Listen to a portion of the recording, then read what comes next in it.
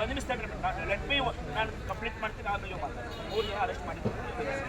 Around 6 ಸುಮಾರಿಗೆ ಒಂದು cattle ವಿಷಯವಾಗಿ 2 ಕೋಮಿನ ಜನರಿಗೆ ಒಂದು ಗಲಾಟೆ ಮಾಡ್ಕೊಂಡಿದ್ದಾರೆ. ಸೊ ಅದರಲ್ಲಿ ಒಂದು ಕೋಮಿಗೆ ಸಂಬಂಧಪಟ್ಟವರು ಈಗಾಗಲೇ rioting case with attempt to murder case complaint ಕೊಟ್ಟಿದ್ದಾರೆ. ಅದರ ಪ್ರಕಾರ ನಾವು FIR ತಗೊಂಡಿದ್ದೀವಿ. ಈಗ FIR ತಗೊಂಡು ಮುಂದಿನ ಕಾನೂನು ಕ್ರಮ ಏನಿದೆ ಅದರ ಪ್ರಕಾರ ಕ್ರಮ ವಹಿಸ್ತೀವಿ. ಅವರು ಈಗ ಸದ್ಯ ಕಂಪ್ಲೇಂಟ್ ಕೊಟ್ಟಿರೋರು 2 ಮತ್ತು ಅವರ ಜೊತೆಗೆ ಇನ್ನ ಒಂದು 10 ಜನ ಇದ್ರು ಅಂತ ಹೇಳಿ ಕಂಪ್ಲೇಂಟ್ ಕೊಟ್ಟಿದ್ದಾರೆ. ಅದೇ ಪ್ರಕಾರ ನಾವು FIR ದಾಖಲಿಸ್ಕೊತಾ ಇದ್ದೀವಿ. 2 ಮೇಲೆ.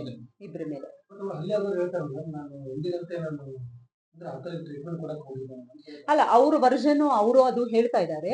ನಾವು ಈಗ FIR ಕಂಪ್ಲೇಂಟ್ ಕೊಟ್ಟಿದ್ದಾರೆ, FIR ಮಾಡ್ಕೋತಾ ಇದೀವಿ. ಸೊ ಅದನ್ನ ಫರ್ದರ್ ಇನ್ವೆಸ್ಟಿಗೇಷನ್ ಅಲ್ಲಿ ಮತ್ತೆ ಅದರ್ ಎವಿಡೆನ್ಸಸ್, ಅದು ಮೇನ್ ರೋಡ್ APMC ಯಾರ್ಡ್ ಇರೋದ್ರಿಂದ ನಮಗೆ ಸುತ್ತಮುತ್ತ ಎಲ್ಲ CCTV ಇಮೇಜಸ್ ಎಲ್ಲಾನು ಲಭ್ಯ ಇದೆ. ಸೊ ಅದರ ಪ್ರಕಾರ ಇನ್ವೆಸ್ಟಿಗೇಷನ್ ಅಲ್ಲಿ ಸತ್ಯಾಸತ್ಯತೆಯನ್ನು ತಿಳ್ಕೊಂಡು ಅದರ ಪ್ರಕಾರ ಮುಂದಿನ ಕ್ರಮ ಕೈಗೊಳ್ತೀವಿ.